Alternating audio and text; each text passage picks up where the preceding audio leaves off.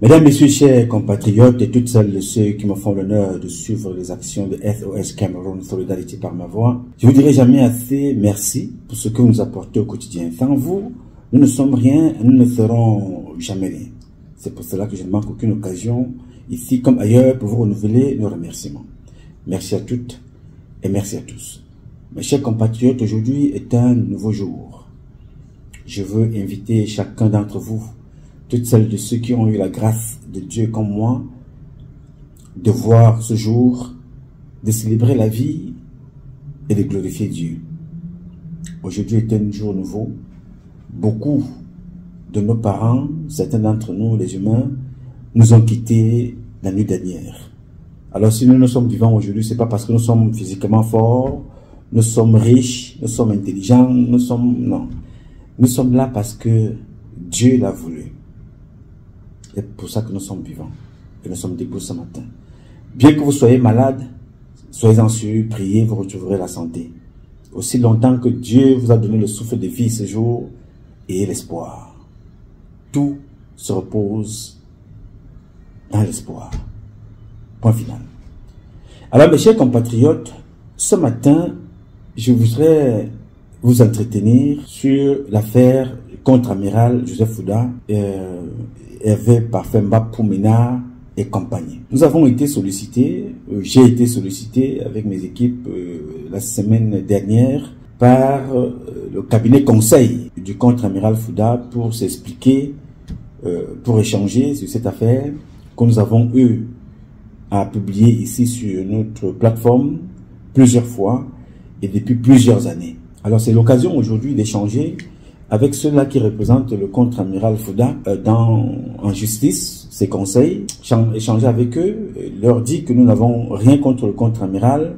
C'est une occasion pour nous d'expliquer les choses pour que ce soit clair pour tout le monde. Si Mbapou est un escroc, pourquoi Mbapou est-il resté en liberté tout ce temps? Si Mbapou n'est pas un escroc, pourquoi est-il persécuté? Ou alors parce qu'il n'a personne pour le protéger? Alors, si Mbapou était un escroc, alors comment se fait-il qu'il ait pu agir, opérer dans tout le territoire depuis tant d'années et que les services de renseignement camerounais, qui sont d'ailleurs proches de lui, donc le chef Semil et beaucoup d'autres, il est passé à la police plusieurs fois. C'est des questions qui se posent. Pourquoi il est persécuté? Pourquoi il est harcelé alors que il opère, dit-il, sous l'ordre du contre-amiral. Le contre-amiral dit qu'il ne le connaît pas. Ses conseils disent qu'il ne le connaît pas, qu'ils ne le connaissent pas. Alors, on se pose un problème. Qui est ce gars qui est tellement puissant au point d'impacter les nominations? Qui est ce gars qui est tellement fort au point d'impacter les affectations? Qui est ce gars au point où on parle des sommes qui lui ont été versées en termes de beaucoup de milliards et qui opère comme ça au vu aussi de tout le monde? Reconnaissez que chez lui, les hommes d'affaires rentrent, les hommes en tenue rentrent chez lui, les hommes d'affaires, les hommes politiques du parti au pouvoir, de l'opposition, tout le monde rentre chez lui puisque les caméras témoignent. L'étude de son téléphone, ce téléphone témoigne. Comment se fait-il qu'on dise aujourd'hui que c'est un escroc? Sont-ils bien organisés? Est-ce une bande de malfaiteurs? Ou alors est-ce une bande de bienfaiteurs? Alors, notre plateforme a pour but d'informer, de sensibiliser, de dénoncer. En même temps, pour qu'on puisse comprendre qu'est-ce qui se passe au juste. Monsieur le contre-amiral est-il complice ou est-il victime? C'est pour cela que nous allons échanger ce matin avec l'un de ses conseils. C'est pour toutes ces questions-là que j'ai donc choisi aujourd'hui en acceptant cet échange qui va se dérouler sur 3 publications. Il y a donc cette introduction que nous allons faire aujourd'hui, mettre des bases. Il y aura une deuxième et il y aura une troisième. Au fur et à mesure qu'il y aura du nouveau, nous allons y revenir. Mais nous avons été d'accord sur 3 publications successives, pour pouvoir vous éclairer, vous qui suivez cette affaire depuis un moment.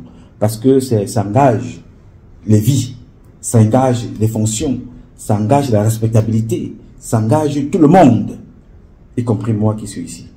Donc, il va falloir que nous allons donc avoir cet échange-là avec le conseil du contre-amiral, dont je vous invite à nous suivre.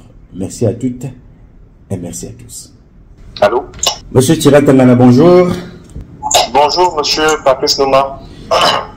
Comment vous allez? Par la grâce de Dieu, je me porte bien. Nous lui rendons infiniment grâce. Merci, je suis, comme vous l'avez bien témoigné, je suis Nouma Patrice Freeman et je tenais déjà ici à remercier le grand architecte de l'univers qui a autorisé cet échange ce matin. Et merci d'avoir sollicité notre espace de communication pour échanger sur le sujet qui oppose le contre-amiral Joseph Fouda et monsieur Parfait Mbapou. C'est moi qui vous remercie, monsieur Patrice Nouma, pour le fait que vous avez bien voulu que nous partagions cet échange. Alors, je voudrais de prime abord chercher à comprendre pourquoi est-ce que vous avez voulu communiquer sur cette affaire qui est pendante ou tout du moins en cours en justice, alors que là, je ne crains pas, vous ne craignez pas que nous violons ensemble le secret de l'instruction? Non, du tout, monsieur Patrice Nouma. Je vais vous dire que, si vous avez une bonne mémoire, le 5 septembre 2024, le journal Jeune Afrique avait déjà communiqué abondamment sur l'affaire contre-amiral monsieur Mbapou et consort. Le 1er octobre 2024, le même média avait publié dans son édition en ligne un article sur le contre-amiral Joseph Fouda et consort.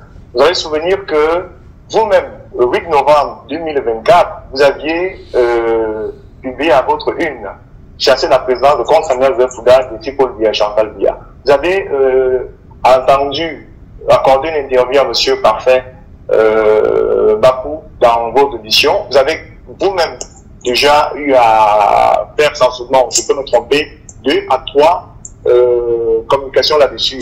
Je vais aussi vous rappeler que monsieur Mbapou Hervé a accordé toute une audience à notre compatriote J.Paul Rémy Ngonon.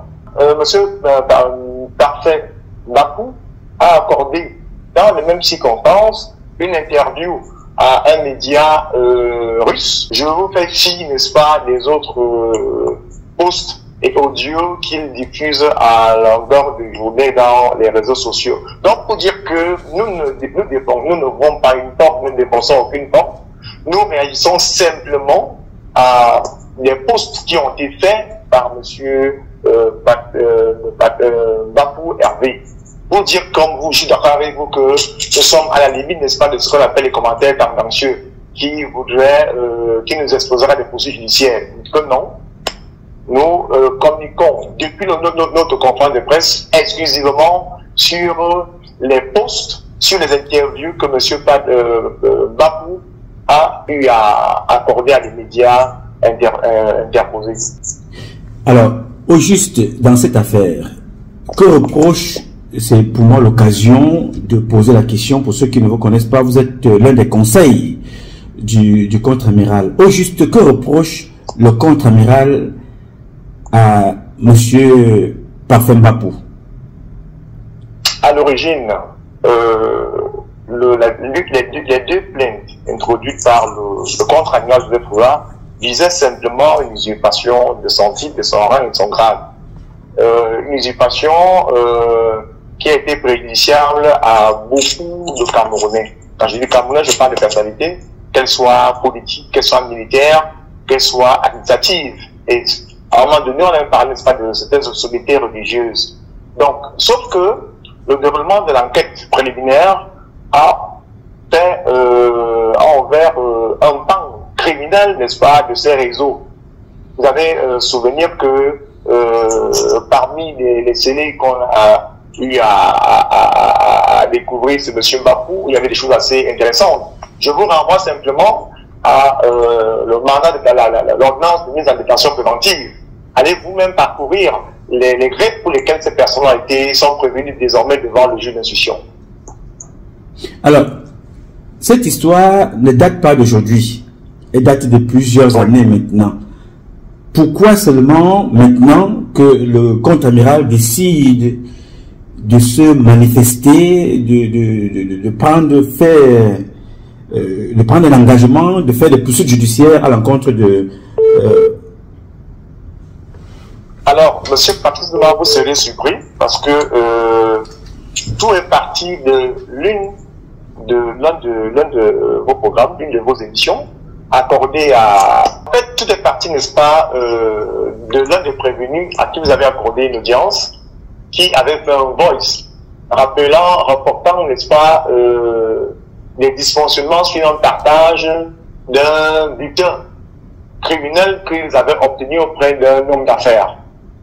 Alors, cette voice est arrivée dans des oreilles avisées, des personnes d'arbitre qui l'ont transmis, qui l'ont fait parvenir donc au contre-amiral. C'est comme ça que nous enclenchons donc la procédure en usurpation du nom du contre-amiral au gouvernement territorial de Yaoundé.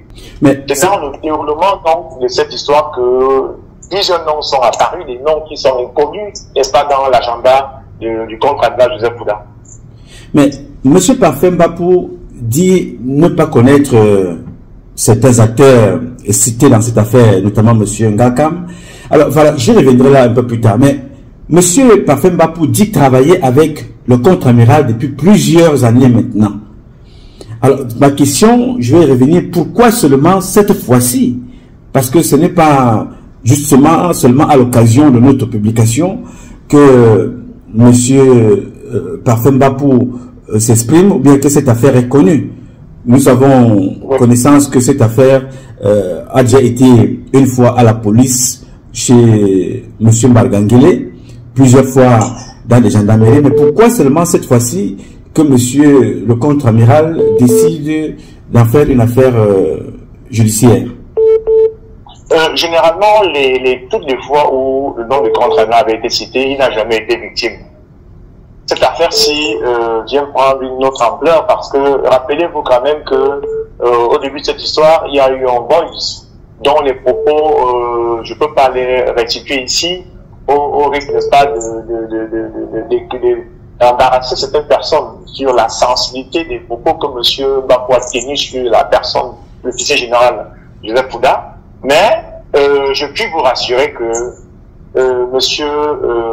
Mbapou Parfait n'a jamais eu à rencontrer ou à traiter avec le contre-amiral Fouda. Vous êtes sûr que Mbapou Parfait n'a jamais échangé, soit téléphoniquement, soit par message, ou encore rencontrer même physiquement le contre-amiral Joseph Fouda? Jamais de jamais. Alors que M. Parfait Mbapou confirme avec certitude qu'il a travaillé avec le contre-amiral Joseph Fouda depuis plusieurs années. Il travaillait pour lui et il travaillait avec lui.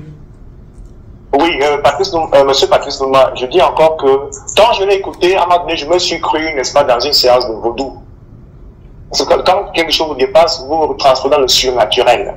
Comment quelqu'un qui jouit, n'est-ce pas, de ses aptitudes intellectuelles, qui jouit, n'est-ce pas, de tous ses sens, peut tenir, pas une fois, pas d'une fois, avec une cohérence qui fiche, n'est-ce pas, le respect, qu'il connaît le contre-amiral, qu'il a travaillé avec lui pendant une dizaine d'années. Ça relève l'absurde. C'est pour ça que vous n'avez pas, parce que vous n'avez pas m'expliquer ça. Le contre-amiral avec, nous estimons seulement que c'est du vaudou. Je ne suis pas sûr qu'aujourd'hui, on vous place le contre-amiral devant M. Mbapou pour le distinguer entre trois personnes. Jamais de la vie. Pour preuve, même des officiels. Vous avez vu par exemple aux obsèques, n'est-ce pas, il y a quelques jours, n'est-ce pas, de la belle-sœur du chef de l'État, le contre-amiral y était, mais beaucoup demandaient, mais on ne voit pas le contre-amiral, mais vous allez chercher plus qu'il était derrière le chef de l'État. Donc c'est déjà les officiels qui ont quand même la possibilité, n'est-ce pas, qui ont ces photos qu'on distille sur les réseaux sociaux, n'en parviennent pas à le distinguer au cours d'une cérémonie où ils sont présents physiquement. Ça fait problème. À la présentation des vœux, par exemple, le contre-amiral y était en tenue d'apparat avec sa tenue d'officier général. Mais beaucoup n'arrivaient pas à le distinguer.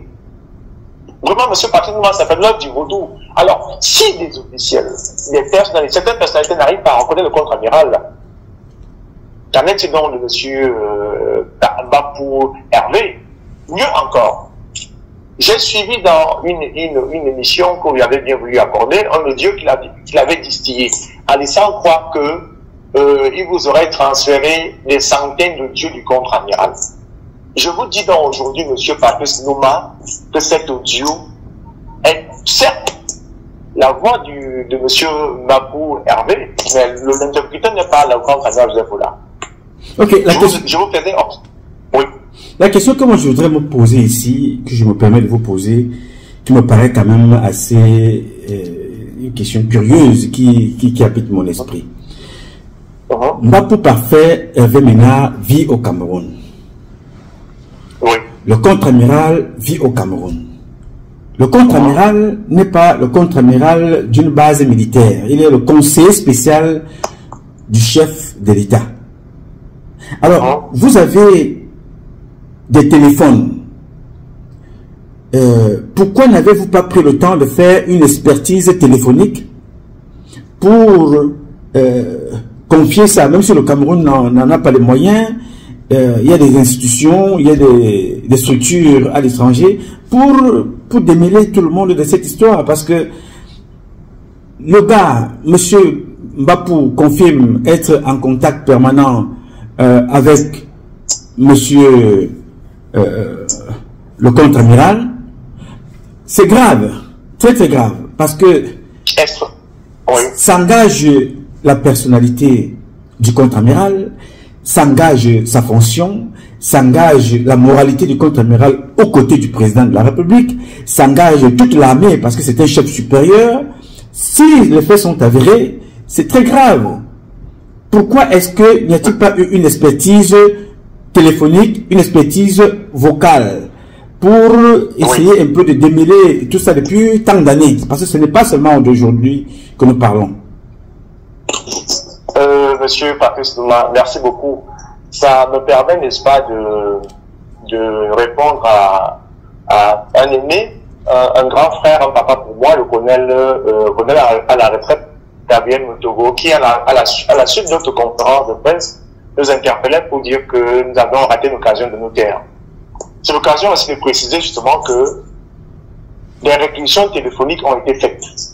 Parce que, monsieur Patrice Nouma, tenez-vous bien, le numéro de téléphone qu'utilisait monsieur Mbapou Parfait, curieusement, est le même numéro de téléphone que le colonel à la retraite, Gabriel, a donné à un homme d'affaires prestigieux au Cameroun. Et quand vous dites des réquisitions, chose curieuse encore, les réquisitions de ce numéro de téléphone, elles sont géolocalisées où? Du côté de Balmayo. Demandez-moi qui habite du côté de Balmayo. Mais je veux bien savoir. J'ai cité non tantôt. Allez voir. Donc, il faut qu'on sache que dans cette affaire, il y a un ensemble de connexions incestueuses assez embarrassantes. C'est l'enquête préliminaire. C'est la justice militaire qui, à l'issue, n'est-ce pas, des auditions des uns et des autres, a voulu que le colonel à la retraite, Motogo, vienne expliquer à l'enquête préliminaire comment c'est que le numéro de téléphone qu'il utilisait et qu'il a donné à cet homme d'affaires dont je peux faire le nom. Oui, pourquoi? Parce que, puisque c'est une affaire qui est connue de tous, quel est le nom de cet homme d'affaires? Allô? Oui, je dis, puisque l'affaire est publique, quel est le nom de cet homme d'affaires? Vous connaissez bien le nom parce que dans l'un des échanges accordés à l'un des prévenus, il a cité nommément cet homme d'affaires. Non, mais puisque vous cette interview que vous lui avez accordée, il a nommément donné le nom de cette personne et vous a décrit dans quelles circonstances est-ce que cet homme d'affaires s'est retrouvé avec un numéro de téléphone de... Pour le moment, moi je parle avec le conseil, l'un des conseils du contre-amiral. Nous parlons là pour que ceux qui vont nous écouter demain ne se posent pas les questions sur les on-dits ou sur les non-dits. Nous parlons là des personnes physiques qui existent. Nous connaissons le contre-amiral Joseph Fouda, nous connaissons Mbapou Hervé Ménard, vous avez parlé tout à l'heure de Motogo, mais dans les sorties de M. Mbapou qui dit il n'a jamais fait une affaire avec le colonel Motogo. Et il précise très bien que ces téléphones sont encore au tribunal militaire. L'expertise judiciaire requise par le tribunal militaire ne peut faire aucun lien dans ce sens parce que ça n'existe pas. Par contre, M. Mbapou reconnaît parfaitement qu'il a traité aussi avec une certaine Nkoro Tchang Sophie Valérie, l'épouse de So Almami, qui est un nom très connu, basé au Sénégal, qui était l'une des personnes à qui il remettait des devises, aussi des transferts d'argent en direction du Sénégal. Alors, il précise très bien aussi que cette dame, Madame Nkoro Tchang, a réussi à obtenir la somme de 1 milliard, si ma mémoire est bonne, 400 millions auprès du maire de Konsamba, le maire adjoint, maire numéro 2 de Konsamba, au nom du contre-amiral. Alors, comment expliquez-vous que des sommes aussi importantes, des personnalités publiques aussi importantes, et que cette affaire passe comme ça, que ce n'est qu'aujourd'hui qu'on se remue dans tous les sens? Je vais vous confier que dans cette même procédure, on a entendu le lieutenant-colonel à la retraite à Tangana-Abom. Nous avons nous-mêmes procédé à un procès d'addition du lieutenant-colonel à Tangana-Abom. Et c'est l'échange avec le lieutenant-colonel qui, il faut vous dire, a été entendu non seulement la tête préliminaire, a été entendu au fond devant le juge. Mais de l'échange que nous avons avec lui, je vous dis, les révélations sont assez frappantes. Je vais partir dans d'autres commentaires, mais je vous ai dit alors, je vous ai dit tout à l'heure un certain nombre d'indices. Parce qu'on a tantôt fait croire, que la procédure intentée par le contre-amiral de Fouda est à tête chercheuse. Non, c'est l'enquête qui révèle des noms. C'est l'enquête qui décèle, n'est-ce pas, un certain nombre, n'est-ce pas, de complicité. Mais au demeurant, outre le colonel à la retraite, Notogo Gabriel, outre, n'est-ce pas, le colonel à la retraite à Tangana-Abom, tout le reste, je parle ici des prévenus, sont inconnus du contre-amiral de Fouda. Et je vais vous rassurer, monsieur Patrice Nouma, certains pensent que la procédure, soit elle est suspendue, soit elle est arrêtée, que non. Le contre-amiral Fouda, je vous rassure aujourd'hui, aussi longtemps que cette procédure va traîner, tant que nous n'avons pas obtenu une décision définitive où les uns les autres répondront de leurs actes, nous ne nous fatiguerons pas. Sauf que la justice fonctionne à son rythme. Nous suivons le rythme de la justice, nous suivons les différentes altercations que connaît, n'est-ce pas, l'infraction judiciaire, mais il va de soi que nous allons faire usage de tous les voies de recours pour que notre client, son nom soit restitué. La question que je voudrais encore poser ici, je vais revenir sur cette question. Le contre-amiral est un chef supérieur des forces armées camerounaises. Dans ce pays, il y a des services de renseignement. Alors comment, si, comme il est dit dans les différentes publications, que M. Mbapou était un escroc, il a escroqué les gens en usurpant l'identité, en complicité avec Nkoro Tchang. Comment un monsieur comme Parfait Hervé Mena Mbapou peut-il opérer dans la ville de Yaoundé pendant autant d'années sans être inquiété par les forces de l'ordre, par les autorités de notre pays, les services de renseignement camerounais? Oui, c'est une très bonne question, monsieur Patrice Nouma. Vous avez tantôt dit, monsieur le contre-amiral, l'un des proches collaborateurs du chef d'État, mais lorsqu'on se plaint et qu'on convoque la police judiciaire a ses règles. Nous nous plions, n'est-ce pas, à ces exigences judiciaires. Je ne veux pas en dire davantage. Mais je doute fort bien que monsieur Parfait Mbapou soit un paria, non du tout. La procédure suit son cours, nous la suivons, comme vous autres. Et je vais faire observer, comme je l'ai déjà dit une fois, le contre-amiral, contrairement à ce qu'on a voulu coller à cette histoire, une affaire d'État, c'est pas une affaire d'État. C'est une affaire classique d'usurpation de titres et d'autres faits criminels qui ont été qualifiés par la justice militaire. C'est un justiciable qui s'est plaint. Il attend que la justice camerounaise fasse son travail et il s'en remettra, n'est-ce pas, à cette décision. Maintenant, pour ce qui est du reste, les gens peuvent faire des commentaires à leur aise. Ça ne nous engage pas. Non, ici ce n'est pas un commentaire, ici c'est une question. Je veux savoir, si nous considérons que ce qui est curieux, moi personnellement ça me pose question, je m'interroge. Oui. Oui. Monsieur, si je m'en tiens au fait à vos déclarations dans les différentes conférences que vous avez bien voulu accorder aux médias, et ce qui est écrit, que monsieur Mbapou Evemena est un escroc qui usurpe l'identité du contre-amiral. Mais monsieur, ce garçon vit à Yaoundé.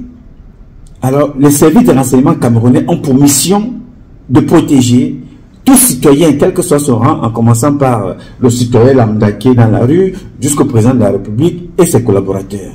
Alors, nous avons affaire à un monsieur, nous dit-on, utilise abusivement le nom du contre-amiral, estroque de l'argent, estroque, mais lui confirme qu'il travaille avec le contre-amiral.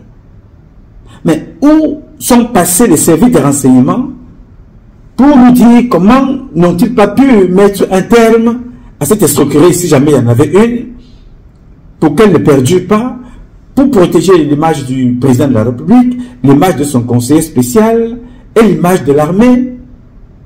Comment se fait-il que pendant autant d'années, aucun patron de service de renseignement n'a pas pu mettre main sur ce monsieur pour mettre un terme sur cette façon de faire? C'est ça ma question. Pourquoi les services de renseignement n'ont pas pu agir jusqu'à ce jour?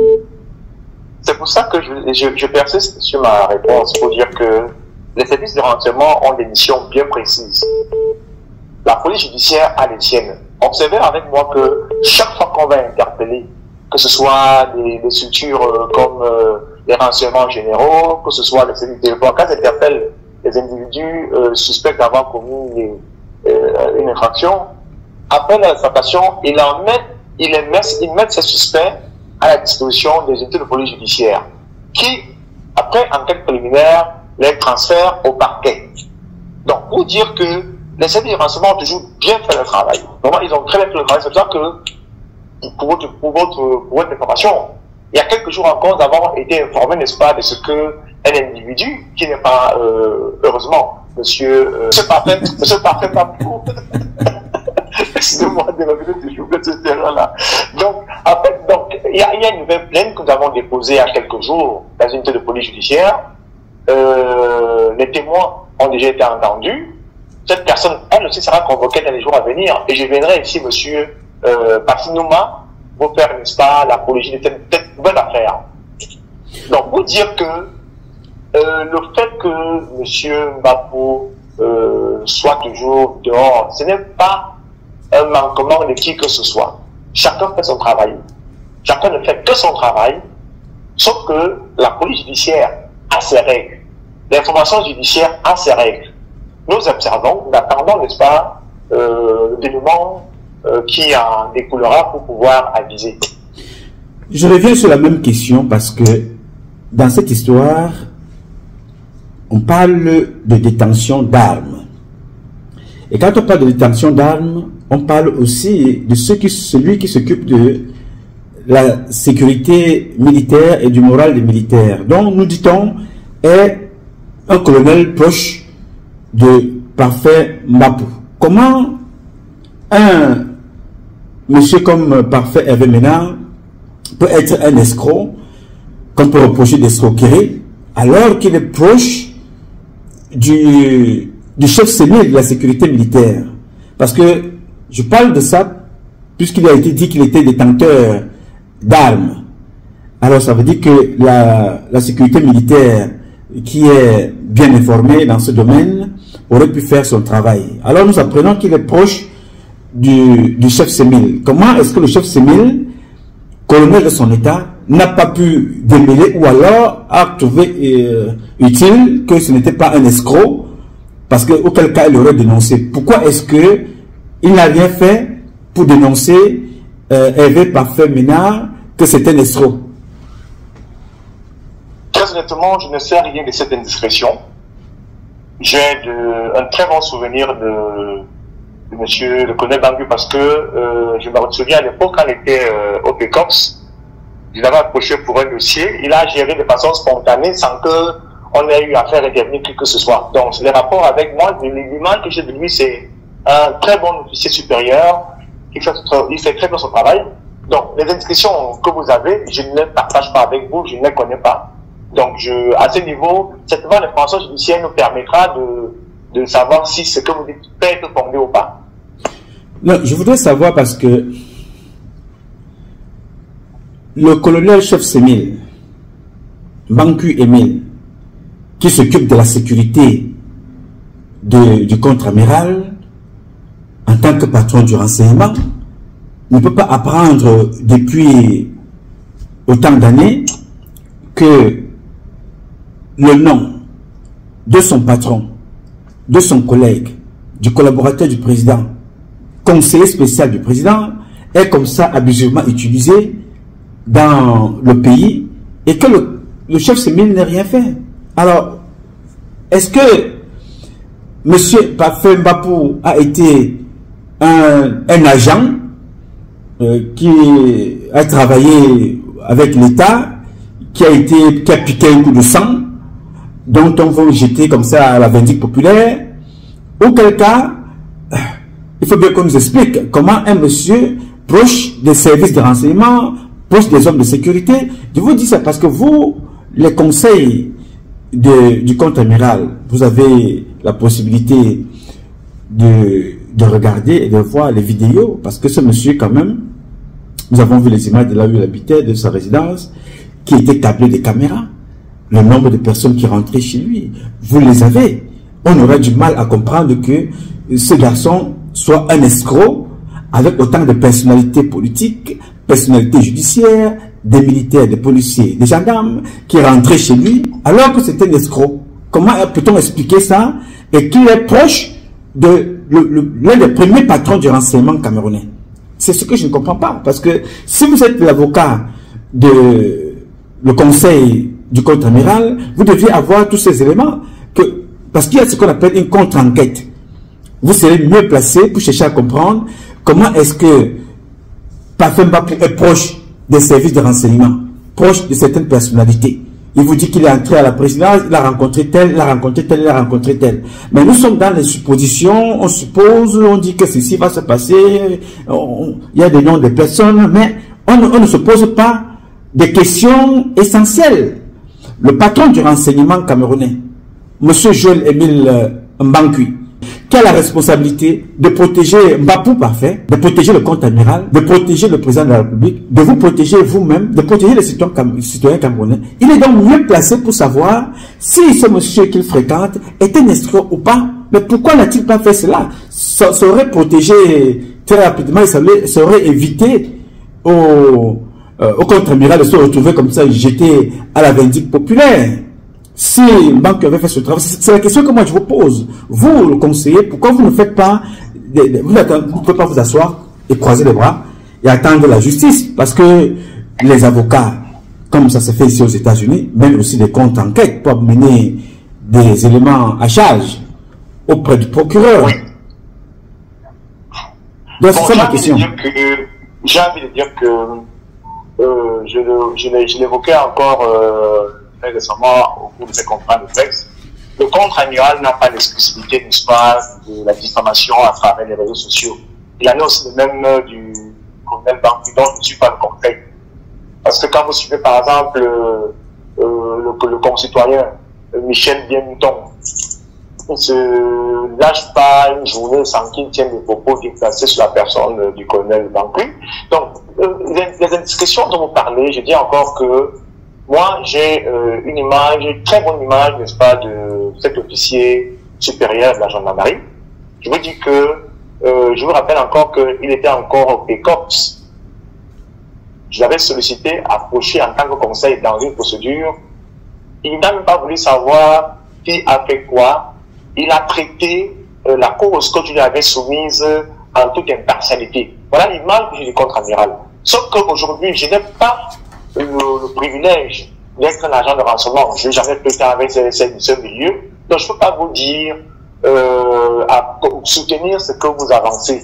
Vraiment, parlez-moi, n'est-ce pas, du contre-amiral à longueur de journée. Je pourrais le faire des mois et des mois et des mois. Mais tout ce qui est, n'est-ce pas, des autres aspects liés à certains officiers supérieurs dont je n'ai connaissance ni la dame ni d'aide, je veux m'aventurer sur ce terrain-là. Justement, c'est ça qui est dangereux parce que si nous allons prendre les volets qui vont vous plaire, nous allons parler du contre-amiral, alors que toutes ces personnes-là sont liées. Il est important que le président sache que ses citoyens sont protégés et qu'il a fait le bon choix en nommant à la tête de certaines institutions des personnes capables de protéger ses citoyens, lui-même, son entourage et toutes les personnes qui vivent sur le territoire camerounais. Alors, on ne peut pas choisir seulement de parler du contre-amiral à titre personnel, alors que c'est un problème dont vous venez d'énumérer certains noms. Monsieur Ngakam, qui est impliqué, vous avez parlé de Monsieur Motogo, vous avez parlé de Monsieur Martin Savon, Tanganavon. Pour moi, oui, bien sûr que Martin Savon aussi est d'une façon ou d'une autre impliqué d'après les investigations de notre agence fédérale. Donc, il est important que ces gens-là soient cités. On ne peut pas... Le contre-amiral n'est pas un tronc tout seul. Il y a des branches. Il est la personne concernée. Donc, les personnes se sont mises autour pour escroquer les gens avec son nom. Il y a donc des officiers chargés de mener ces enquêtes, chargés de protéger la République et les citoyens, mais qui sont aussi d'une façon ou d'une autre impliqués. Alors, c'est ça qui me dérange un peu. Parce que je ne veux pas avoir l'impression que Mbapou soit jeté à la vindicte populaire parce que peut-être il n'a personne pour le protéger. Alors, parce que je pose la question, cette question elle est importante, monsieur l'avocat, monsieur le conseil. Parce que, de vous à moi, si Mbapou était un escroc, ça peut être possible, comme ça peut ne l'être pas. Mais l'unique personne qui pouvait mieux nous éclairer dans cette affaire, c'était le chef Semil. C'est ce qui me fait problème. Je veux bien comprendre qu'il soit un bon militaire, comme vous le dites, mais dans le cas d'espèce, je ne vous parle pas de vous et lui, quand vous l'avez rencontré, nous parlons d'un sujet très important qui concerne le contre-amiral, son image. C'est le contre-amiral. Parce que il est considéré comme quelqu'un qui est dans des sales coups, qui emploie des enfants dans le noir, après il les jette à la vindicte populaire. Alors la personne qui est à côté, ici en bas, le contre-amiral, c'est un triangle. Le contre-amiral est au palais. Mbapou est hors du palais. Il y a Mbankui qui est dehors, qui est là pour protéger tout ce monde-là, et qui est censé savoir que parfait Mbapou est un escroc. Alors comment nous n'avons pas fait connaître son contre-amiral depuis très longtemps? Alors si lui il n'est pas un escroc, comment monsieur Mbankou Emile n'a pas pu dire au contre-amiral que non, ce monsieur-là n'est pas un escroc? C'est ça qui crée un peu la confusion dans ce qui se passe. On ne peut pas parler d'une affaire en voulant protéger les uns, en voulant dire la vérité aux autres. Parce que si je m'en tiens aussi à quelque chose d'autre, il a été publié sur les réseaux sociaux une conversation que vous avez certainement suivie, téléphonique, WhatsApp, et écrite entre les députés du RDPC, Mariam Goni et Mbaka. Où Mariam Goni avait, nous dit-on, elle avait reçu, par autant pour moi, une somme de 350 millions du contre-amiral. Ce n'est pas Mbapou qui avait donné cette information. Je ne sais pas si vous êtes informé. J'ai suivi cette histoire. Ok. Bon, là, ce n'est pas Mbapou, ça ne concerne pas Mbapou, mais ça concerne le sujet du contre-amiral avec des personnes connues. Mais pourquoi les avocats du contre-amiral n'ont pas eu le temps de s'intéresser à cette affaire scandaleuse qui concerne cette dame du RDPC? Ça s'est passé publiquement. Deux députés d'un même parti qui parlaient de 350 millions concernant toujours le même contre-amiral. La question, c'est bien que vous la posiez, mais j'aurais aussi voulu que, dans le cadre, n'est-ce pas, de la manifestation de la vérité, que vous interpellez aussi cette dame. Vous lui demandez, oui, vous êtes dénoncé par avoir des réseaux sociaux, mais est-ce que vous aviez déposé une plainte avant le difforme pour dire que, soit contre le contre-amiral, soit contre les personnes qui ont usurpé le nom pour prendre de l'argent? Et c'est ça, en fait, qui bloque M. Patrice Lumumba. C'est-à-dire que les gens vont vous faire des déclarations comme ça spectaculaires, mais personne ne va prendre le temps d'aller dans une télé policière, d'aller voir soit M. le procureur de la République, soit M. le commissaire du Nord pour dire, bon, j'ai été victime d'arnaque ou d'escroquerie. Il ne nous revient pas. Je vous dis, les cas pour lesquels nous sommes informés et que nous avions la conviction, n'est-ce pas, de nos suspicions, nous déposons spontanément une plainte. Je vous dis qu'il y a une nouvelle plainte qui est déposée au nom du contre-amiral sur une usurpation encore de son nom, de son titre, de son grade. Cette personne sera convoquée dans les jours à venir. Et c'est pas par Dieu merci, c'est pas parfait Babou. Mais cette personne dont vous parlez, qui s'est plaint? Personne.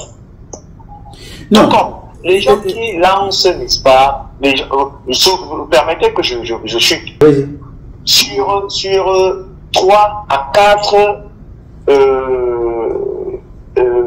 communications sur votre page, je dis c'est le minimum. Vous avez pendant longtemps semblé corroborer les propos de monsieur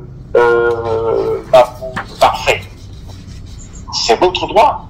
Tout comme ce serait aussi notre droit de déposer une plainte contre vous ou pas pour diffamation ou pour cybercriminalité. Donc, c'est ça en fait le problème qui est au Cameroun. C'est-à-dire qu'on est très en phase, aller vers les réseaux sociaux, dire n'importe quoi, mais on oublie qu'au-delà de cela, il faut respecter la règle. La règle, c'est que on va vers les officiers de police judiciaire ou monsieur le procureur pour déposer une plainte. C'est comme ça que l'action publique est enclenchée. C'est pas les réseaux sociaux. Les réseaux sociaux n'ont jamais été un tribunal. Tous les gens qui se plaignent là, comme vous dites là, de cet officier supérieur de la gendarmerie, qu'est-ce qu'ils se plaignent? Le tout, c'est pas de dire, monsieur, banque APCAP, allez vous plaindre. Maintenant, quand vous allez vous plaindre, sachez que vous avez des arguments pour soutenir vos supputations. Vous qui êtes conseil, vous savez très bien que les réseaux sociaux, les médias jouent un très grand rôle dans la société. Moi, j'ai eu, avec la grâce de Dieu, la bénédiction de vivre dans certains pays étrangers. J'ai vu à travers une publication, à travers une information télévisée, le procureur de la République demander l'ouverture d'une enquête. À travers juste une information télévisée. À travers un événement, le procureur de la République demande une enquête. Vous parlez, je vais vous prendre mon cas, par exemple. Moi, je suis un soldat, je suis un militaire, bien que je ne sois plus dans les rangs.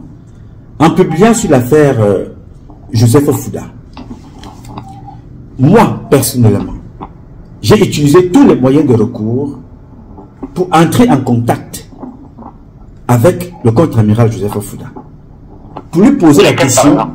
Et j'ai fait, moi, comme vous dites, à un certain moment, je ne veux pas ici prononcer certains noms qui ne sont pas encore cités dans le cadre de cette affaire, à qui j'ai remis des correspondances officielles, des vidéos très courtes, parce que j'aime toujours parler, que ce soit en privé et que ce soit en public, des personnes personnelles. Je dis toujours à mes interlocuteurs, enregistrez-moi, parce que c'est important pour vous demain. J'ai envoyé des écrits, des messages, des vidéos, pour poser la question au contre-amiral, qui est la volonté de Dieu a voulu que nous soyons de la même région, pour lui poser la question que, monsieur le contre-amiral, moi je ne comprends pas. J'ai une information ici, je vais chercher à savoir ce qui se passe exactement. Parce que publier là-dessus, ça risque de faire mal. Je veux comprendre qu'est-ce qui se passe. Quand ils sont allés chez Mbargangele, j'en avais parlé. J'ai envoyé une communication avant. Le problème aussi de nos dirigeants qui sont de l'autre côté, pensent que dès qu'ils sont montés, ils ne peuvent plus jamais redescendre. On ne peut pas les contacter, on ne peut pas parler avec eux, mais ils seront prompts à dire, voilà, on m'a publié, on a fait ceci. La déontologie, le bon sens veut que quand on a une information, on va vers la personne opposée pour lui dire, voilà, voici telle information, je voudrais recouper l'information ou attirer votre attention.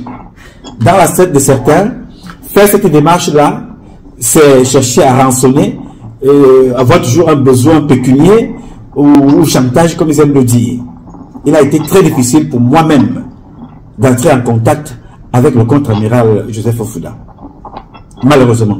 Donc, je peux répondre sur ce volet, mais je vais revenir sur le cas de... À ce niveau, je vais clarifier rapidement. Sur les 10 dernières années, le contre-amiral Joseph Ofouda n'a jamais rien reçu venant de vous, soit en termes de notes, soit en termes de vidéos. Je ne sais pas qui vous avez contacté, mais je vous dis aujourd'hui avec assurance que sur les 10 dernières années, le contre-amiral Joseph Ofouda, conseiller spécialisé de la République du Cameroun, n'a jamais rien reçu de M. Patrice Nouma en termes de notes confidentielles ou de vidéos en rapport à quoi que ce soit. Et ça, c'est même encore très dangereux. Ce que vous dites là attire mon attention sur un autre point. Alors, supposons que la sécurité militaire n'a pas fait son travail. Les services de renseignement n'ont pas fait le leur. Alors moi, je m'assois ici aux États-Unis, à New York. Je me mets à publier des choses sur les personnalités de mon pays. Mais à un certain moment, les services de renseignement camerounais devraient se poser la question. Et le concerné, le contre-amiral devrait se dire, mais voilà, il va falloir un peu investiguer sur ces faits-là. Que se passe-t-il? Je ne parle pas à mon nom personnel. C'est mon nom qui engage mes propos. Mais ce que je dis dans mes propos, je cite des personnes. Je cite Mbapou Parfait. Je cite le contre-amiral. Les deux vivent au Cameroun. Si le contre-amiral n'est pas informé de cette affaire, il devrait se rapprocher de la CEMIL, dire voilà, j'ai suivi, monsieur le colonel, mon colonel, j'ai suivi une publication de Patrice Nouma qui parle de moi à des termes pas élogieux, dénonçant un fait très grave.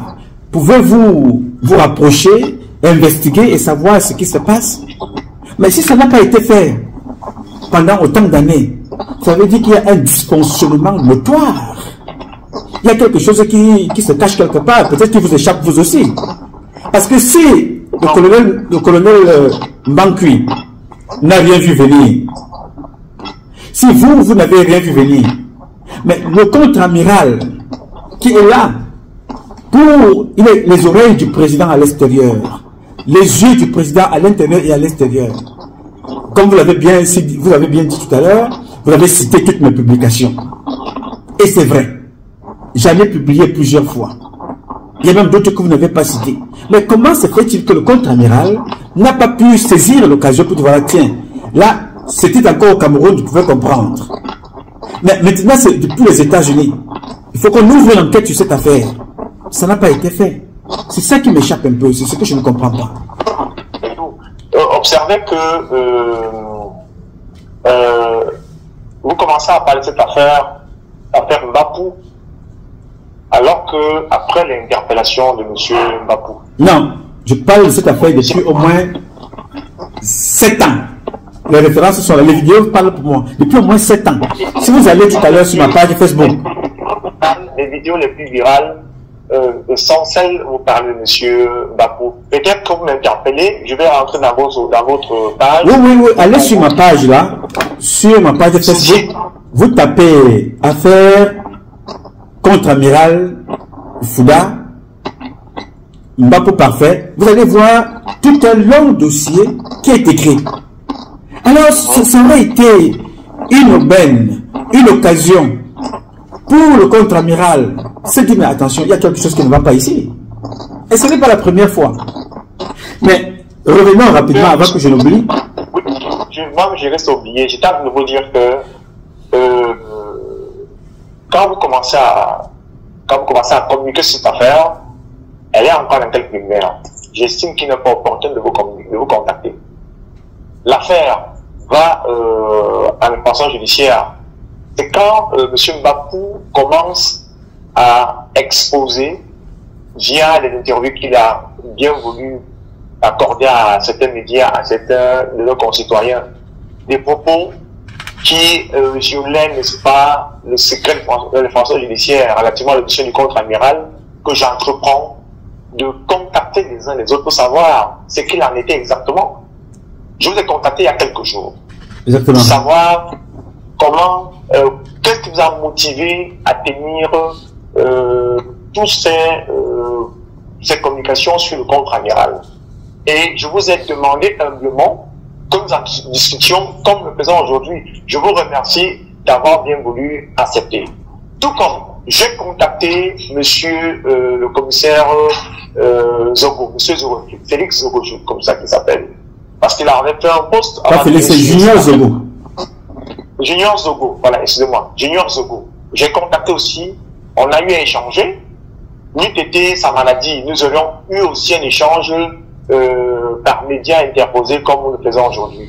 Et il y a une que je dois contacter, c'est Madame Marlène Mboutou, qui a fait une chronique assez spéciale et très intéressante après l'interpellation de Monsieur Bapou, qui nous a nous-mêmes interpellés sur le mécanisme de fonctionnement, n'est-ce pas, de cette nébuleuse. Parce qu'aujourd'hui, c'est ce travail que nous faisons, Monsieur Patrice Nouma. C'est-à-dire qu'au-delà, n'est-ce pas, du champ judiciaire, nous allons vers les personnes que nous estimons avoir communiqué assez longuement là-dessus et que nous pensons que la communication a été un peu tronquée et erronée, échanger avec eux pour qu'ils nous accordent, n'est-ce pas, comme vous l'avez aussi fait là, pour que nous levons les équivoques. Vous savez, vous avez posé la question tout à l'heure. Vous saisissez le contrat. C'est très facile. Vous faites une correspondance sous pli fermé, vous déposez au courrier de la présidence avec son contre-amiral. Ça va lui parvenir. Non, je pense que ça c'est la démarche pour ceux qui travaillent pour... Non, démarche aussi simple. C'est une démarche aussi simple. Oui, je dis, ça c'est la démarche pour ceux qui travaillent pour le renseignement camerounais, c'est facile pour vous là-bas, et pour le contre-amiral. Moi, je voulais revenir sur un point important pour qu'on puisse avancer. Je reviens sur ce point-là parce que j'en ai déjà parlé tantôt, vous n'avez pas peut-être répondu.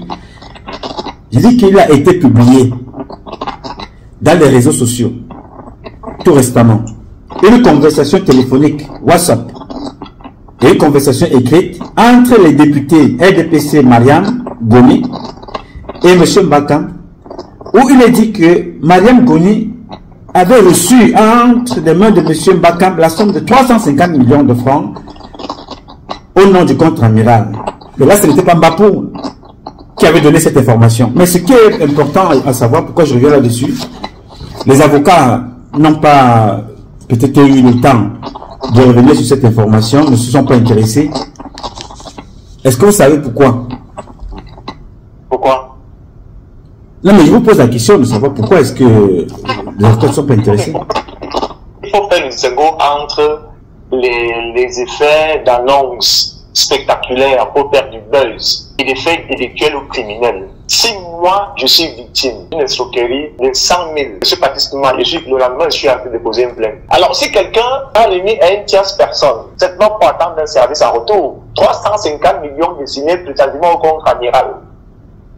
Et pourtant, c'est toujours le même Mbapou c'est pour ça que j'ai fait le lien, monsieur le conseiller. Oui. Pourtant, c'est le même Mbapou qui avait mis en contact Mariam Goni et le contre-amiral via le même numéro de téléphone. C'est pour ça que je vous amène sur ce terrain-là. C'est-à-dire, ces deux personnes qui discutent là, monsieur Mbakam, oui. Si c'est le contre-amiral du numéro utilisé par monsieur Bapou, Hervé et le colonel à la retraite, M. Gabriel, oui, peut-être ce contre-amiral-là. Mais le contre-amiral dont nous sommes les conseils, il n'a jamais traité avec ces personnes. Et je mettrai ces personnes au défi, ces personnalités au défi, qu'ils vous opposent des conversations téléphoniques ou WhatsApp avec le contre-amiral. Je vous ai dit tantôt que le numéro de téléphone auquel nous faisons allusion, celui qu'on a utilisé pour arnaquer toutes ces personnalités, il est géolocalisé où? Mais vous, c'est vous qui nous direz, moi je ne sais pas. C'est-à-dire que c'est les expertises. Quelque part, Bembamayo, où habiterait justement un colonel à la retraite. Est-ce qu'il faut être sorcier? Ce que nous demandons encore aujourd'hui à ces personnes qui font des leçons de bon sens via les par médias interposés, parce que le colonel Motogo nous a répondu via le média qu'on appelle l'indépendant, nous a répondu via le média qu'on appelle les confidences de Serail. Je pense que pour peu que nous soyons tous à vivre de vérité, il lui est plus simple de venir au Cameroun, aller devant le juge d'instruction pour dire, bon voilà cette affaire-ci, vraiment le numéro de téléphone là, voilà comment ça s'est passé, c'est mon numéro de téléphone et tout. Cette poursuite ne va pas se terminer via les réseaux sociaux. Que les gens arrêtent de rêver. Nous allons la terminer au tribunal. Justement, c'est pour ça qu'il serait d'ailleurs très intéressant que la justice fasse son travail et que c'est après que les médias vont faire le point pour toutes celles et ceux qui suivent cette chronique. Mais avant de poursuivre, il y a une autre information qui me paraît importante d'échanger avec vous, ou bien une information. Il y a une autre question qui me paraît très très importante, parce que je ne sais pas, vous qui êtes le conseil du contre-amiral, vous connaissez très bien le procureur, le substitut du procureur des ECA, le nommé Mbarga. Oui. Très bien. Qui est bien connu du contre-amiral. Non. Oui, il est très bien connu du contre-amiral. Si vous le connaissez, vous lui poserez la question. Il est même allé au palais plusieurs fois. Faire un tableau d'après les informations que nous avons. Hein. Je vous dis ici, d'après les informations que nous avons, peut-être vous ne les avez pas, vous aurez le temps. Il a même offert un cadeau au contre-amiral. Il est bien connu de Bapou lui aussi. Et c'est le même Bapou qui les a mis en contact avec le même numéro de téléphone. Alors la question qui se pose, c'est que pourquoi les avocats du contre-amiral ne s'intéressent pas à ce substitut du procureur qui est l'un des policiers du contre-amiral dans les parquets et autres? Parce que... Je dis des informations qui est fausse. Les seules personnes, dans le cas de cette procédure, qui font les diligences de contre-amiral, c'est moi, Maître Thierry Atangana, expert judiciaire assermenté, et Maître Lundo Diallo, avocat au barreau du Cameroun. Il n'y a personne d'autre. Je dis bien personne d'autre. Et encore que, avant cette affaire, n'eût été le président judiciaire au centre Antali.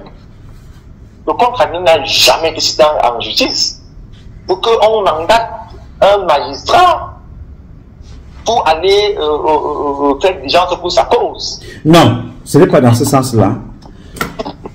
Il est dit, d'après les informations, que monsieur le substitut du procureur des États, le nommé Mbarga, qui est bien connu, c'est un monsieur qui, dans les mêmes conditions que Mbapou Parfait, d'après ce qu'il nous a dit, hein, peut-être la justice et les investigations diront le contraire, ou bien, je ne sais pas comment vous appelez ça, en justice, le nom m'échappe, rappelez-moi, c'est-à-dire que quand on fait la confrontation, peut-être une confrontation pourra permettre de démêler le vrai du faux, le nommé Mbarga, c'est toujours Mbapou qui avait mis ce Mbarga-là en contact avec le contre-amiral Joseph Fouda. D'après les informations que nous avons. Suspendons cette séance de vaudou. Je vous dis encore que Mbapou ne connaît pas le contre-amiral. Il ne l'a jamais rencontré. Ils n'ont jamais échangé téléphoniquement. Comment aurait-il pu mettre en contact le contre-amiral avec l'institut du procureur à Iseka? Pour quelle raison? Très bien. Alors, vous comprenez donc que ce problème est assez profond. Là, nous venons de... Ça fait presque une heure que nous échangeons. Là, je viens de vous démontrer, là maintenant, avec vous ensemble, je vous remercie d'ailleurs, que cette affaire est au-delà de ce que nous voyons. C'est-à-dire que le parfait Mbapou contre-amiral. C'est une organisation.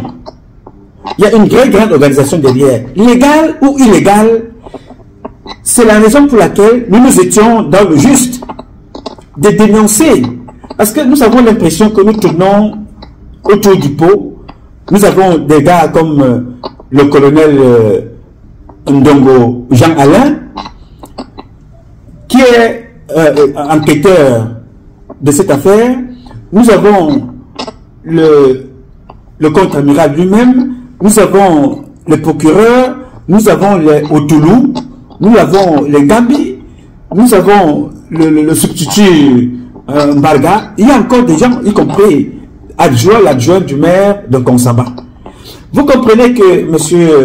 Thierry Atangana, cette affaire est une affaire tellement importante qui démontre les failles du système. l'incompétence des uns, surtout les services de renseignement. Parce que le colonel Ndongo, Jean Alain, s'il avait eu des informations, de bonnes informations au départ, cette affaire n'aurait pas été traitée comme elle a été traitée. Vous vous rappelez que le colonel Ndongo a dit dans l'une de ses conférences de presse, parlant de 2 milliards seulement, alors que nous sommes là à plusieurs milliards qui impliquent même des étrangers. Alors supposons que Mbapou Parfait soit un escroc. Supposons que Mbapou Parfait ne soit pas un escroc également. Mais l'image de ces hommes d'affaires qui se sont fait dépouiller, dont le nom de certaines personnes, officiers supérieurs, sont impliqués. L'image du Cameroun, ça démontre les failles du système de sécurité qui n'a pas fait son travail pour protéger le président, pour protéger le peuple camerounais, pour protéger le contre-amiral, et même pour protéger Mbapou lui-même. Parce que, imaginez-vous un temps soit peu, que cette histoire soit une histoire d'escroquerie vrai, comme on dit au quartier, vrai. Et que des personnes qui ont donné de l'argent à Mbapou pour des services multiples viennent l'assassiner. Il serait en insécurité, il perdrait sa vie. Donc, les services de renseignement camerounais ont failli. C'est à ça que je me réjouis d'avoir été l'une des personnes depuis tant d'années qui attire l'attention et du contre-amiral et du président et des autorités camerounaises chaque fois que cela s'est présenté. Je souhaiterais, monsieur, pour conclure, en fait, je vous donnerai la parole, que vous preniez un peu de temps pour vous rapprocher du patron de la police, monsieur Bargangeli, pour lui poser la question de savoir quand est-ce que Mbapou Parfait avait été convoqué, toujours dans le cadre de l'affaire avec Joseph Fouda. Quand est-ce que Jean-Jacques Fouda, le colonel ancien Zermatia, avait été contacté, toujours pour l'affaire contre-amiral Mbapou Parfait. Qu'est-ce qui s'était passé?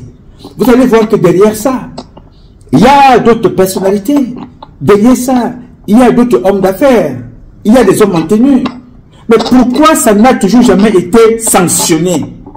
Pourquoi les services de renseignement n'ont-ils pas fait leur travail? Ça, c'est mon problème à ce niveau-là. Je veux bien savoir que Mbapou Parfait ait été quelqu'un qui ne soit pas... qui n'a personne pour le protéger. Je veux bien accepter qu'il soit un escroc. Je veux bien accepter qu'il ne le soit pas aussi. Mais ceux qui sont là au milieu, qui avaient le mérite, mission officielle, de protéger, y compris même des bandits, pour pouvoir connaître la vérité, ils n'ont pas fait leur travail. Pourquoi ils n'ont pas envoyé une dérogation avec les conseils que vous êtes au Sénégal pour aller chercher monsieur So Almami? So Almami qui est l'une des personnes centrales de ce sujet. Madame Korochan sont au Sénégal. Pourquoi n'avez-vous pas motivé le contre-amiral avec ses avocats de demander des réquisitions pour aller chercher ces gens du côté du Sénégal pour démontrer l'étendue du réseau ou du système? C'est les questions qui, moi, m'animent au quotidien et que je n'arrive pas à comprendre.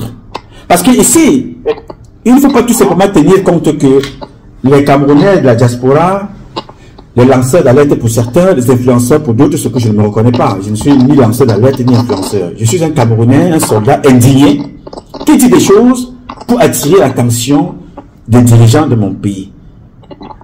Ma question se repose là-dessus. Pourquoi tout ça n'a pas été fait jusqu'au Sénégal, jusqu'à Gambie, jusqu'au Tchad? Parce qu'il y a des hommes d'affaires tchadiens qui ont été dépouillés. Il y a des hommes d'affaires guinéens qui ont été dépouillés. Donc le siècle... Je vais, monsieur Patrice Nouma, oui. Ou pas, je vais vous rassurer, ça a été fait. À la question de savoir si nous avons approché la délégation générale de la sécurité nationale, je vous dis oui. J'ai eu un échange très fructueux avec le commissaire Nova. Je pas si déjà vous avez eu, comme moi, à parcourir le magnifique ouvrage qu'il a commis récemment sur un espèce de manifeste, n'est-ce pas, des actes de procédure judiciaire. Donc, on a eu échangé là-dessus, sauf que la procédure que le ministre lui a confiée avait été inscrite par le chef d'État. Ils ont posé les actes qu'il fallait, ils ont rendu compte à qui de droit. Donc, pour vous répondre, à ce niveau, j'ai rencontré la personne indiquée relativement au passage de M. Mbapou à la délégation générale de la Sécurité nationale. De deux, je voudrais vous donner une autre information. Nous avons mené nos investigations. Madame Kodo Cham, actuellement n'est pas au Sénégal, dans notre pays. Elle y est en détention. Ah bon? Nous sommes en train de travailler dans quelle mesure, oui, ça je vous donne une activité, nous sommes en train de travailler dans quelle mesure nous allons parvenir à partager cette information avec les services compétents au Cameroun pour obtenir, n'est-ce pas, qu'elle soit rapatriée. Donc, pour vous dire que le contre-amiral, même si d'aucuns vont penser qu'il y a un silence, nous travaillons. Je vous donne l'assurance, monsieur Patrice Nouma, que tant qu'une décision définitive ne va pas intervenir, nous n'arrêterons pas cette affaire. Aussi bien celle-ci et toutes celles qui en découleront. Désormais, toutes les personnes, et c'est une mise en garde, qui oseront utiliser le nom du contre-amiral, ils devront arrêter devant la justice. Pour ce qui est des victimes, M. Patrice Nouma, c'est un problème qui nous embarrasse nous-mêmes.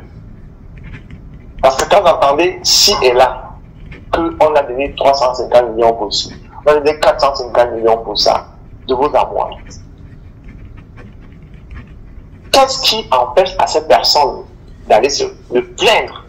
C'est vrai que, retranché dans mes moments de réflexion, je me suis dit, certainement ces victimes ont peur d'être approchées par la NIF ou le TCS.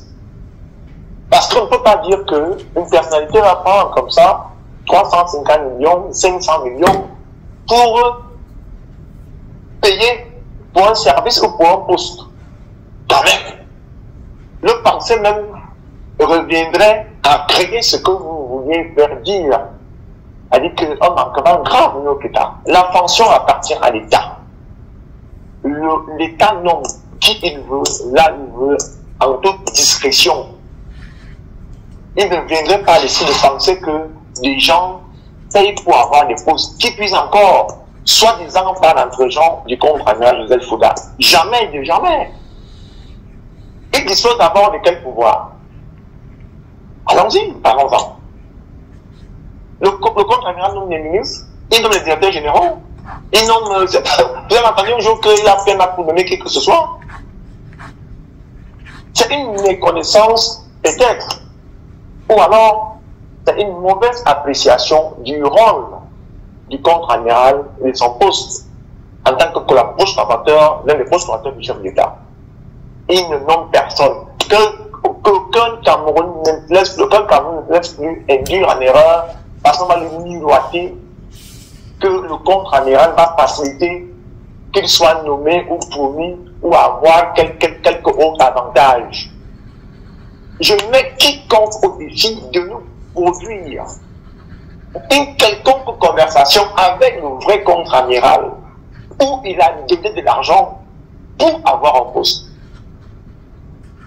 En plus de 30 ans avant que le contre-amiral a à côté de l'État, je dis je mets quiconque au défi de nous rapporter une preuve matérielle par les machines que j'ai suivies, ces audios qu'on vous a dit. Je veux dire encore, M. Patrice Nouma,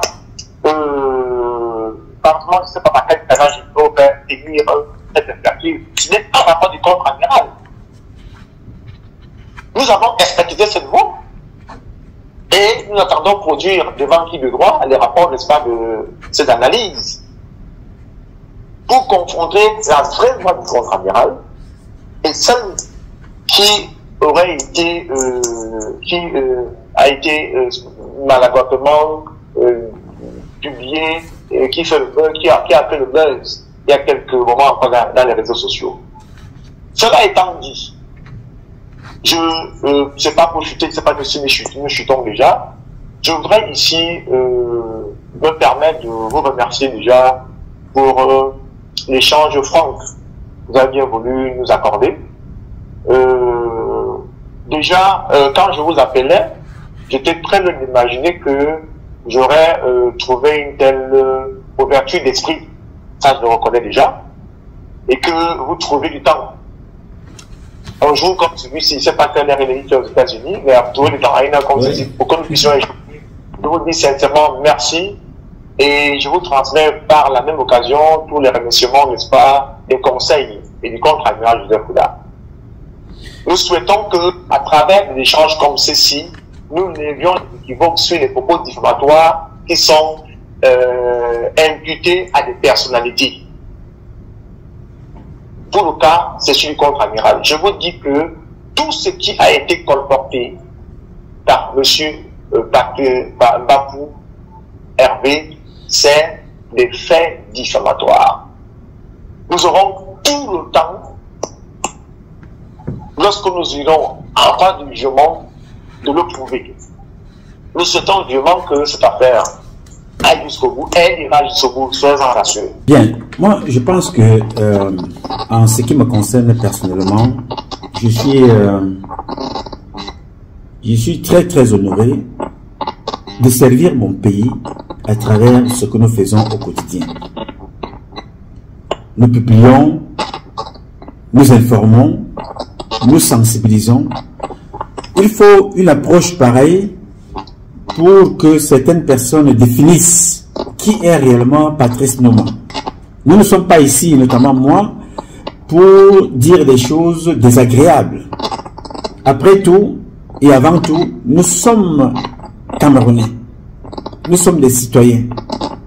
Donc, l'impression que certaines personnes ont de moi, vous venez encore tout de suite de faire l'expérience, de comprendre que nous sommes là pour poser des questions, nous sommes là pour parler des choses, parce que même un criminel, même quelqu'un qui a tué, a besoin d'un avocat. Je ne saurais être l'avocat de Parfait Mbapou, comme je ne saurais être l'avocat parce que je n'ai pas qualité du contre-amiral Joseph Kouda. Mais ce que je peux faire, c'est de contribuer à la manifestation de la vérité en me posant toujours les mêmes et mêmes questions. Et si nous étions tous tournés en bourrique, et si nous avions tous été victimes d'une manipulation, à tort ou à raison, c'est la question qui habite mon esprit. Je n'arriverai jamais pour cette première partie, parce que je suis convaincu que nous allons encore en faire 2 ou 3. Pour cette première partie, je n'arriverai jamais à comprendre comment un État comme le Cameroun, qui a des moyens de recouper l'information. Le président de la République du Cameroun dépense beaucoup d'argent pour le renseignement, pour la sécurité de ses concitoyens. Comment ceux qui sont à ses côtés peuvent-ils être victimes d'une campagne, à tort ou à raison, je dis, et que cela n'attire aucune attention pendant autant d'années? Ça veut dire que il y a la faille du système de renseignement. Le président doit prendre des mesures conséquentes pour frapper sévèrement tous les services de renseignement concernés dans cette affaire. On ne peut pas me faire, moi, aujourd'hui, ça n'engage que moi ce que je veux dire, me faire comprendre que Mbapou Parfait est un escroc, alors que Mbapou Parfait est proche du patron du service de renseignement. Sauf, vous me direz, sauf s'ils sont complices pour escroquer le monde. Auquel cas, c'est grave. Alors, je ne suis pas convaincu que monsieur le colonel va s'associer à un malfrat pour escroquer son chef, le contre-amiral, en exposant sa propre fonction. Monsieur le conseiller, c'est là où ma tête, je ne veux pas dire comme les enfants disent au quartier, jette l'air. C'est là où je ne comprends rien. Et c'est là où c'est important de se poser les bonnes questions. Comment cet enfant qui vit à Yaoundé, à la mobilité réduite, peut-il avoir autant de puissance en termes de milliards de nominations? Il y a les visites du patron du renseignement qui n'est pas seul. Il y a des députés, du parti au pouvoir, il y a des responsables du parti de l'opposition qui vont le rencontrer. Comment fait-il? Quelle est la force de ce type? Comment, avec quel pouvoir peut-il faire tout ça? Sauf s'il a des hauts gradés derrière lui, auquel cas il faut qu'on nous dise donc quelle est la véritable mission. Donc, moi je ne veux pas parler ici. C'est pour ça que j'ai bien aimé cet échange. 7 ans plus tard, avec quelqu'un qui est proche du contre-amiral, notamment son conseiller, que vous êtes parmi tant d'autres, qui pourra retransmettre à la lettre ce que nous disons ici. C'est des questions qui se posent. Même le président, je suis convaincu que il se posera la question. Parce que c'est quand même curieux. Quand vous regardez, vous écoutez cet enfant parler avec autant d'aplomb, autant de colère, en disant des choses, a-t-il été utilisé lui aussi? Bonne question. N'a-t-il pas été utilisé? Bonne question. La seule, si ce n'est le contre-amiral lui-même, personne autre qui pouvait nous dire la vérité, c'est la CEMIL. C'est le patron de la CEMIL. C'est le service de renseignement de la police. C'est la DJRE. C'est les services spéciaux de notre pays qui devraient se pencher sur cette affaire pour apporter toute la lucidité. Nous avons toujours l'expertise d'aller chercher des entraîneurs étrangers de football. Ok, pourquoi pas, si notre équipe peut gagner. Mais on peut aussi aller chercher l'expertise étrangère pour nous dire qui exactement utilise le nom du contre-amiral. Qui est derrière ce téléphone, qui est connu de pas mal de personnes, des personnalités publiques camerounaises, comme des personnalités publiques à l'échelle internationale. Il faut qu'on cherche que le contre-amiral pèse de son poids. Moi-même, je peux y contribuer, même ici aux États-Unis. Qu'on fasse une expertise vocale. Je donnerai même certaines vidéos que je n'ai jamais données, que j'ai envoyées moi-même au contre-amiral pour dire, mais ah, papa, vraiment, je ne comprends pas. Parce que, sans vous mentir, monsieur Thierry Atangana, contre-amiral, mais nous dans l'armée, ce sont les dieux de l'armée. Ce sont des dieux. Alors, voir le nom du contre-amiral publié comme ça, tu te dis que mais qu'est-ce qui ne va pas ici? J'ai moi-même écrit en me disant, ok, si les rapports ne sont pas arrivés, mais les rapports arriveront quand même par le biais de ma page Facebook. Si les services de renseignement sont là pour traquer ceux qui enfarinent les ministres, mais les services de renseignement là doivent aussi chercher à savoir. À partir du nom du contre-amiral, on peut déstabiliser le président. À partir du nom du contre-amiral, on peut définir que le président est entouré d'une association des malfrats. Donc, à partir de ce qui a été publié sur la page de Patrice Nouma, on peut remonter un réseau, ou bien on peut conclure que vraiment, non, ce n'était pas des escrocs. On ne peut pas se permettre une telle chose. Surtout proche du chef CEMIL, proche de tel procureur, proche de tel commissaire. Vous avez parlé du commissaire Mova, qui connaît très bien ces dossiers. C'est un officier supérieur de la police de chez nous, nationale, qui travaille certainement bien. Il peut bien vous éclairer sur ce dossier également. Donc, vraiment, je voulais conclure là-dessus en vous disant, dites, nous allons revenir à la deuxième partie de cette publication, parlant de M. Motogo, parlant de M. Martin Savon, et parlant de M. Atangana Vom, parlant de M. Ngakam, et parlant des autres. Nous allons y revenir. Mais pour cette première partie, quand vous allez rendre compte au contre-amiral, dites-lui de demander une expertise internationale. On peut s'en occuper ici. Vous pouvez faire un déplacement ici pour faire l'expertise téléphonique, l'expertise vocale. Dans la prochaine publication, moi je pourrais vous montrer exactement à mon petit niveau. Vous imaginez, moi mon petit niveau, j'ai eu à voir des relevés téléphoniques des 3/4 de cette affaire. Moi, à mon petit niveau aussi, j'ai des relevés téléphoniques et des communications. téléphoniques. Je dis que c'est des centaines et des centaines de papiers. Alors si moi je peux me donner des petits moyens et d'efforts pour la recherche de la vérité, je pense que le contre-amiral ferait encore mieux que moi pour la mobilisation et la manifestation de la vérité pour cette affaire qui n'honore ni la République, ni le président, ni le contre-amiral, ni le peuple camerounais. Ce serait une occasion. Si c'est une association de malfaiteurs, il doit démasquer, même s'il y a 5000 personnes. Il faut qu'on les démasque. Mais si ce n'est pas le cas, il faut aussi qu'on démontre que, après enquête, que ce n'était pas une organisation de malfaiteurs, c'était des gens qui travaillaient également d'une façon organisée. Pour quel but, je n'en sais tout rien. Mais ce sont les expertises, les enquêtes qui vont définir et permettre la manifestation de la vérité pour tout le monde. Je peux m'engager ici à vous être utile sur ce cas. Vraiment, je n'hésiterai même pas une seule seconde parce que jusqu'à présent, beaucoup de gens ont toujours cru que nous travaillons ici au compte je ne sais pas quoi.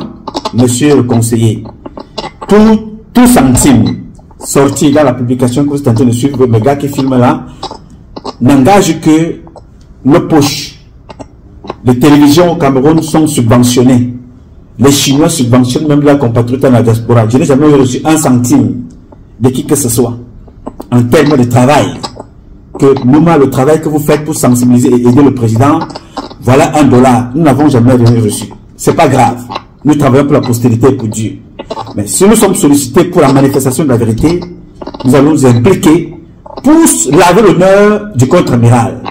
Je viendrai ici dire, vraiment, je demande pardon si j'ai tenu des propos malveillants à l'endroit de mon jeune frère, le colonel Jean-Alain Ndongo. Je vais demander pardon si j'ai offensé le contre-amiral. Je vais demander pardon si j'ai offensé monsieur Mbapou Parfait, si j'ai offensé Thierry Atangana, si j'ai offensé le président de la République. Quand cette histoire sera terminée et qu'on aura la possibilité de mettre la main sur toutes les personnes, de près ou de loin, qui ont contribué à cette organisation, des bienfaiteurs ou des malfaiteurs. Je viendrai ici, vous me connaissez, m'asseoir ici et dire pardon au peuple camerounais et demander pardon à tout le monde. Mais j'aurais eu le mérite que, à travers moi et mes publications, qu'on démantèle une organisation de bienfaiteurs ou une organisation de malfaiteurs. Donc, Monsieur Thierry, je voudrais vous remercier, sauf si vous avez encore un mot à dire, je vous donne la parole. Bon, je sais pas quand je suis allé, j'ai dit que juste vraiment merci beaucoup, monsieur Patrice Nouma. Je dis depuis cette histoire, je suis désormais l'un de vos plus grands fans. Et je dis encore que pour partager ce que j'ai annoncé tantôt, nous avions pensé que vous pédiez, n'est-ce pas, dans des communications ciblées. Les chances que nous avons aujourd'hui, je crois qu'elle vient lever cet équivoque-là. Et vraiment, vous avez, je vous témoigne tous les signes que je vous porte par rapport à ça. Encore merci beaucoup de m'avoir accordé ce temps. C'est moi qui vous remercie. L'image que vous aviez dans le passé de moi, beaucoup de Camerounais ont cette image depuis plus de 32 ans que je suis à l'extérieur pour aider à la manifestation de la vérité de certaines choses que le président ne connaît même pas. Et peut-être même pas le contre-amiral. Donc nous manifestons ici chaque jour pour que si ce que les services de renseignement n'ont pas pu faire est passé entre les gouttes ou a été bloqué quelque part, ici, j'assume, je dénonce, j'informe et je sensibilise pour l'intérêt de la masse. Nous ne sommes pas payés, nous le faisons pour l'intérêt de notre pays, surtout pour Dieu, parce que si vous faites des choses en attendant un merci d'un Camerounais ou d'un peuple camerounais, vous allez vite déchanter. Donc, je vous remercie et nous allons nous reprendre pour la deuxième partie dès que possible. Que Dieu vous bénisse abondamment.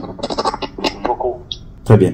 Bien, alors mes chers compatriotes et toutes celles de ceux qui me font l'honneur de nous suivre au quotidien, vous venez donc là de voir un échange avec l'un des conseils du contre-amiral Joseph Fouda, son nom Thierry Atangana, maître Thierry Atangana.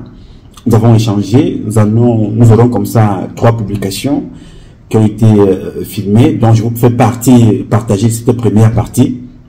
La deuxième va également suivre, et nous parlerons du colonel Motogo, de Ngakam, de Atangana Vom, de Martin Savom, du maire adjoint de Gonsamba, de madame, comment on l'a encore appelé cette dame-là, madame Mariam Gomi et Mbakam. Tous ces gens-là, nous en parlerons dans la deuxième partie pour comprendre ce qui s'est passé, ce qui ne va pas pour la manifestation de la vérité. Je suis très très heureux d'avoir partagé cette publication avec vous pour la manifestation de la vérité. Dans les deux cas, si c'est une organisation de bienfaiteurs incompris, non, ça se saurait aussi. Si c'est une organisation de malfaiteurs, vous le saurez aussi pour la manifestation de la vérité et pour l'intérêt de tous et de chacun. Alors mes chers compatriotes, ce combat est un combat de tous et de chacun pour un intérêt commun. C'est avec la volonté des Camerounaises et des Camerounais que vous êtes la bénédiction de Dieu que nous vaincrons. En attendant, le combat continue. Ce combat continue parce qu'un Cameroun nouveau est possible. Chacun d'entre vous, dans son domaine respectif, et ensemble nous redonnerons à notre pays ses lettres de noblesse. Je sais compter sur vous. Vous pouvez également compter sur moi aussi longtemps que Dieu me donnera la force. Je jouerai ma partition et très bien. Je m'appelle Nouma Patrice Freeman. Je réponds au 001 551 666 1027. I love you, but God love you more. Thank you.